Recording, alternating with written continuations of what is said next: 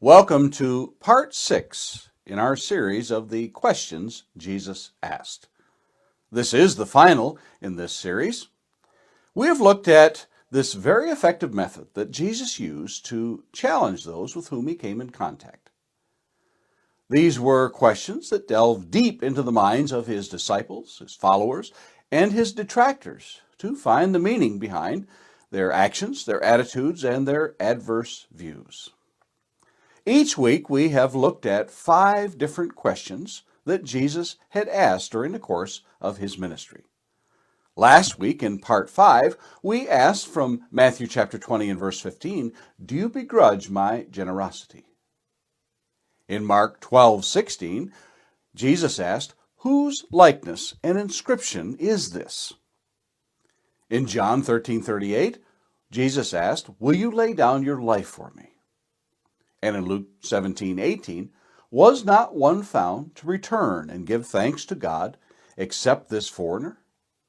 In our final question last week from Matthew chapter 22 and verse 45, "If then David calls him Lord, how is he his son?" As you can tell from the variety of questions that Jesus asked, that they were compelling.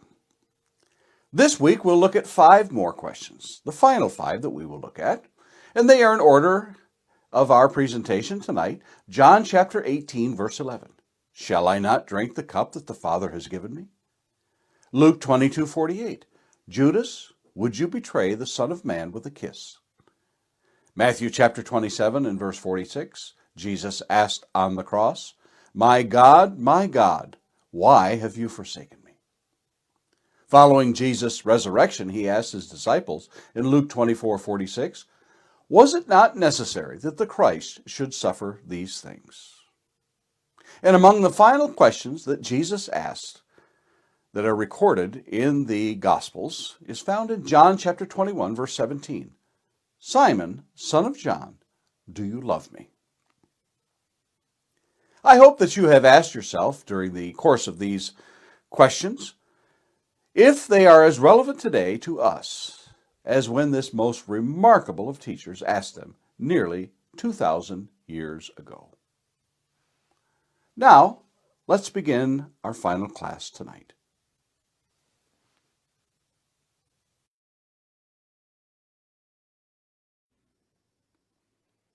Welcome again to another in our series of questions Jesus asked.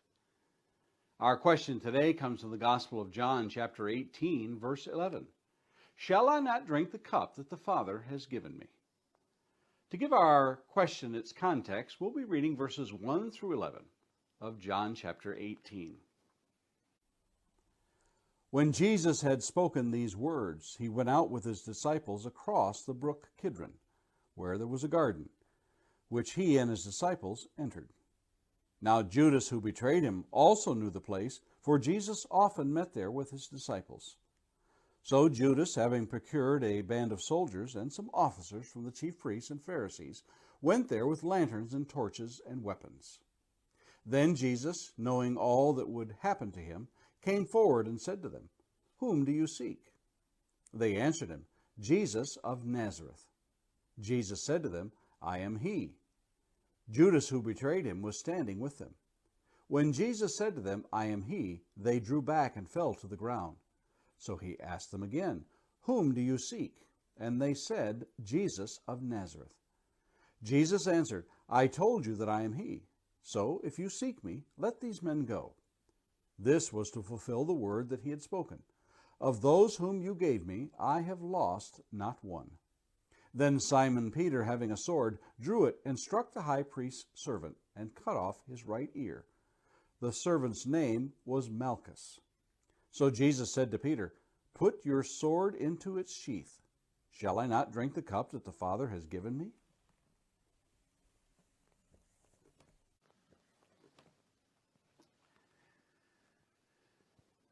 There is a section of history called Bad Choices That Seemed Good at the Time. Now, that's the title I've given to those decisions. You may have another name for these. Up there among the bad decisions had to be those in charge of the Titanic. They failed to put enough lifeboats on the ship, thereby dooming hundreds to their death. Napoleon's decision to invade Russia in 1812, a monumental blunder Adolf Hitler would also make in 1941. Troy accepting a giant wooden horse as a victory gift from the Greeks proved to be disastrous, and we still use the term Trojan horse as a symbol for clandestine invasions. The computer industry knows this term only too well. Honorable mention in this category is the Decca Record Company, declining on the opportunity to sign that up-and-coming music group, the Beatles, thinking that type of music was falling out of favor. Mars Candy Company passed on having their candy featured in an upcoming movie, thinking they didn't want their candy M&Ms associated with the lead character. Hershey's was only too glad to offer Reese's Pieces in place of M&Ms. The movie? E.T.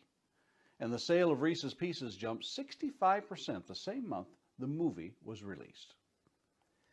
I have my own unfortunate decision to tell. While at college, training for business in the mid-1970s, a program was started at the university in which a select number of students could volunteer to be trained in the new field of computer programming. Me, thinking this new study was just a fad, passed and continued training on electric typewriters and mimeograph machines. After all, they were being improved constantly. The rest, they say, is history. Not seeing the big picture is nothing new. People every day make those decisions based on what they perceive as being irrelevant or relevant at the time. The co-owner of Apple Computers, who sold his 10% of shares for $800, obviously had no idea that one day that stock would be worth $80 billion. The man who boldly proclaimed that TV would never take hold. After all, who would sit in front of a box staring at it for hours at a time? In our question today, Jesus asked what we might call a rhetorical question to Peter. Peter, the impetuous, pardon the pun, disciple that at times showed brilliance. Or we read in Matthew 16, 15 through 17. He said to them, "But who do you say that I am?" Simon Peter replied, "You are the Christ, the Son of the living God." And Jesus answered him, "Blessed are you, Simon Bar-Jonah, for flesh and blood has not revealed this to you, but my Father who is in heaven." And at other times, well, not so much. We find in Matthew 14, verses 28 through 31, Peter answered him, "Lord, if it is you, command me to come to you on the water." He said, "Come." So Peter got out of the boat and walked on the water and came to Jesus. But when he saw the wind, he was afraid. Beginning to sink, he cried out, "Lord, save me." Jesus immediately reached out his hand and took hold of him, saying to him, "Oh, you of little faith, why did you doubt?" Peter was impulsive, and this impulsivity once again takes charge of Peter's emotions. Thinking he will protect his teacher and mentor and Savior, Peter draws his sword, which earlier that night had been made known to Jesus there at the table, thinking that this is what Jesus desired him to do when he had said earlier in Luke 22, 35 through 38. And he said to them, "When I sent you out with no money bag or knapsack or sandals, did you lack anything?" They said, "Nothing." He said to them, "But now let the one who has a money bag take it, and likewise a knapsack. And let the one who has no sword sell his cloak and buy one. For I tell you that this scripture must be fulfilled in me." And he was numbered with the transgressors. For what is written about me has its fulfillment. And they said, "Look, Lord, here are 2 swords. And he said to them, "It is enough." It is evident that Peter had misunderstood Jesus' words there. For he draws that sword and with one fell swoop cuts off the right ear of Malchus, the high priest's servant. In the time that had passed since Jesus had scolded Peter for his outburst that we read of in Matthew 16, 21 through 23, when he says, "From that time Jesus began to show his disciples that he must go to Jerusalem and suffer many things from the elders and chief priests and scribes and be killed, and on the 3rd day be raised." Peter took him aside and began to rebuke him, saying, "Far be it from you, Lord, this shall never happen to you." But he turned and said to Peter, "Get behind me, Satan. You are a hindrance to me, for you are not setting your mind on the things of God, but on the things of man." Peter has not grasped what Jesus' mission was in coming to earth. Peter's bad choice to cut off Malchus' ear seemed good at the time. Jesus scolds Peter once again, and in our question points out the will of God.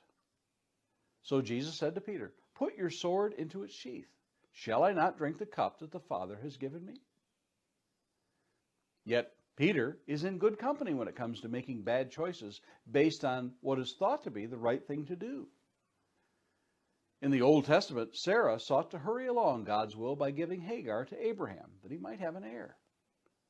The patriarch Joseph sought to reverse his father's hands to bless the oldest son according to tradition.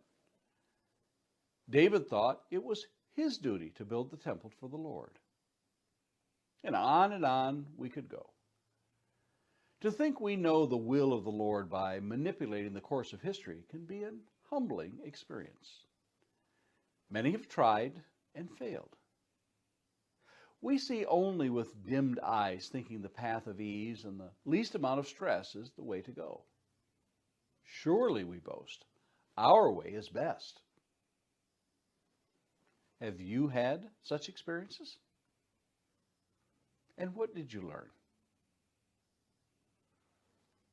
Lord willing, let's meet here again tomorrow and look at another of the questions of Jesus.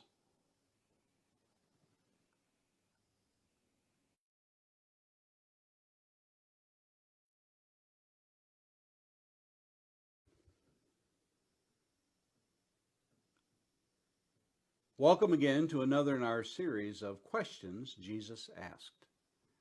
Our question today comes from the Gospel of Luke, chapter 22, verse 48. "Judas, would you betray me with a kiss?" To give our question its context, we'll be reading verses 47 through 53. "While he was still speaking, there came a crowd, and the man called Judas, one of the 12, was leading them. He drew near to Jesus to kiss him, but Jesus said to him, 'Judas, would you betray the Son of Man with a kiss?'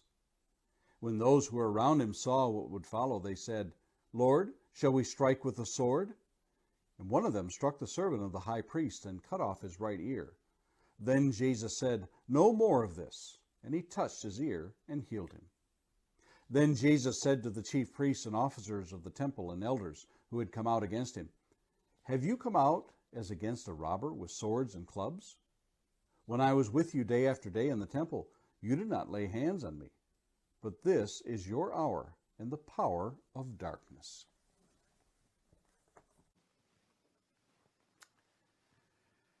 I'm a fan of the spy thriller genre of novels and movies.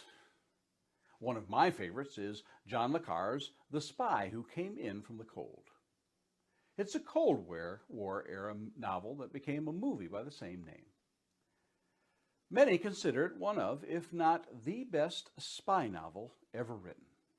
It concerns the spying of the United Kingdom's MI6 against the communist East Germans. It has all the intrigue of the tensions that existed between the two sides during the tumultuous times that brought us to the brink of nuclear war. Often one side did not know who they could trust.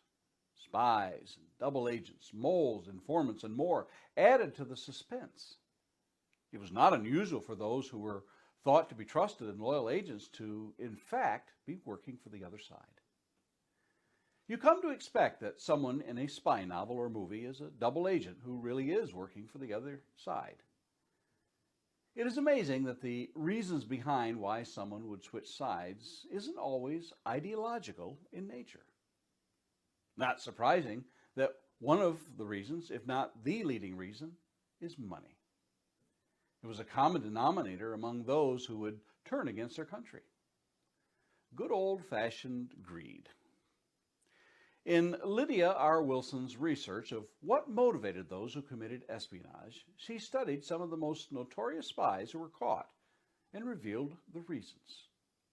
Aldrich Ames, who spied for the KGB while at the CIA, is quoted as saying after he got caught, "Why did I do it? I did it for the money. Period. I'm not lying. I wanted the cash. John Walker, the Navy chief warrant officer who also spied for the KGB, said the same thing. I became a spy because I needed the money. It was as simple as that. Robert Hansen and Jonathan Pollard both admitted they too were in it for the money. The reasons for the need of cash were investigated, but money was the common denominator in many of those who betrayed their country. The betrayal of Jesus by Judas Iscariot has been one of the most puzzling of reversals of loyalty in history. Many have formulated reasons as to why this chosen disciple would turn on one of whom he obviously knew to be the Son of God. Further, by Judas's own admission, one who was innocent. For we read in Matthew 27, 3-4. Then when Judas, his betrayer, saw that Jesus was condemned, he changed his mind and brought back the 30 pieces of silver to the chief priests and the elders, saying, I have sinned by betraying innocent blood. They said, What is that to us? See to it yourself. Scholars and skeptics have muddied the waters with fanciful theories that seek to find the real causes behind Judas' betrayal of Jesus. The long-lost text of the Gospel of Judas claims Judas was Jesus' favorite disciple, and that the Savior asked Judas to betray him in order to fulfill his destiny as a Messiah. Other theories depict Judas as an outsider among the disciples, not from Galilee, but from Iscariot in southern Judea.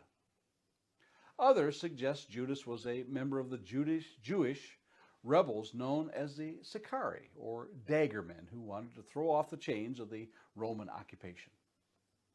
All of these and more seek to find a cause to dampen the damage he has done by betraying Jesus. But at the heart of it is good old-fashioned greed. Exactly what Paul would warn us of when he writes in 1 Timothy chapter 6, verse 10. For the love of money is a root of all kinds of evils. It is through this craving that some have wandered away from the faith and pierced themselves with many pangs. Judas' love of money was made evident in John's gospel when he wrote in John 12, verses 3-6. Mary therefore took a pound of expensive ointment made from pure nard and anointed the feet of Jesus and wiped his feet with her hair. The house was filled with the fragrance of the perfume. But Judas Iscariot, one of his disciples, he who was about to betray him, said, Why was this ointment not sold for 300 denarii and given to the poor? He said this, not because he cared about the poor, but because he was a thief, and having charge of the money bag, he used to help himself to what was put into it. Each of the four gospel accounts variously describe this scene there in the Garden of Gethsemane. John described the familiar place they met in John 18, verses 1-3. When Jesus had spoken these words, he went out with his disciples across the brook Kidron, where there was a garden, which he and his disciples entered. Now Judas, who betrayed him, also knew the place, for Jesus often met there with his disciples. So Judas, having procured a band of soldiers and some officers from the chief priests and the Pharisees, went there with lanterns and torches and weapons. Matthew describes it by name in Matthew 26:36. Then Jesus went with them to a place called Gethsemane, and he said to his disciples, Sit here while I go over there and pray. Mark, like Matthew, describes the signal Judas will use. Mark 14, verses 44 and 45. Now the betrayer had given them a sign, saying, The one I will kiss is the man. Seize him and lead him away under guard. And when he came, he went up to him at once and said, Rabbi, and he kissed him. Luke alone transcribes the brief exchange of Jesus and Judas. In Luke 22, verses 47 and 48. While he was still speaking, there came a crowd, and the man called Judas, one of the 12, was leading them. He drew near to Jesus to kiss him. But Jesus said to him, Judas, would you betray the Son of Man with a kiss? Of all the signals Jesus could have used, it was the kiss. He could have told them, the one I point out, or the one who answers when I call out his name, or any other way of identifying. But a kiss? The holy kiss. How utterly underhanded was this signal. under the guise of friendship. Luke records the irony of such an act. Judas, would you betray the Son of Man with a kiss? Not surprising, since Luke records for us in Luke 22, verse 3, then Satan entered into Judas, called Iscariot, who was of the number of the 12. Paul would warn us of the devil's sly ways when he wrote to the church at Corinth in 2 Corinthians 11, verses 13 through 15. For such men are false apostles, deceitful workmen, disguising themselves as apostles of Christ. And no wonder, for even Satan disguises himself as an angel of light. So it is no surprise if his servants also disguise themselves as servants of righteousness. Their end will correspond to their deeds. For as long as the world will turn, the name Judas Iscariot will be associated and synonymous with those who would betray. A betrayal of friendship and loyalty. A betrayal with a kiss. A betrayal of a loyal friend for mere money. Is money really worth betrayal? And Lord willing, let's meet here again tomorrow and look at another of the questions Jesus asked.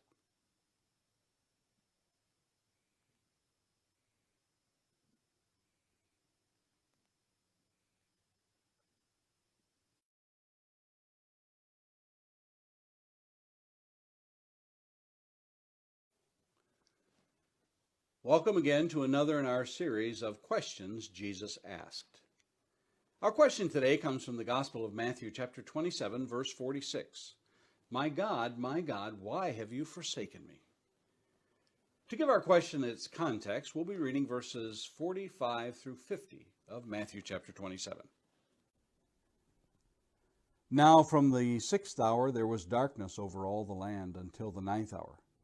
And about the 9th hour Jesus cried out with a loud voice, saying, Eli, Eli, lama sabachthani? That is, my God, why have you forsaken me? And some of the bystanders hearing it said, This man is calling Elijah. And one of them at once ran and took a sponge, filled it with sour wine, and put it on a reed, and gave it to him to drink. But the other said, Wait, let us see whether Elijah will come to save him. And Jesus cried out again with a loud voice, and yielded up his spirit.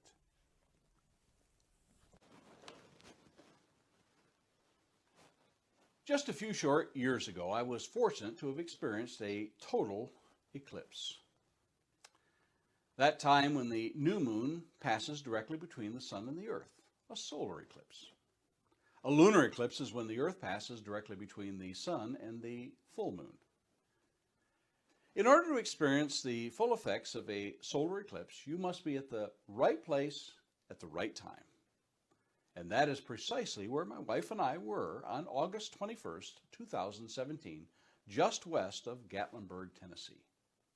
We found a cemetery on a hill with no trees and awaited the event that attracted people from around the world to witness it. From the Pacific Ocean of the west coast state of Oregon to the Atlantic Ocean in South Carolina, millions of people experienced this total and near total eclipse. I have to tell you, this event was beyond anything and everything I had read and heard about as to what to expect. I had done copious research and preparation in anticipation of this event, but for one small detail. I'd waited too long to find the special glasses. But alas, minutes before the total eclipse, someone standing nearby gave us a spare pair, and we were able to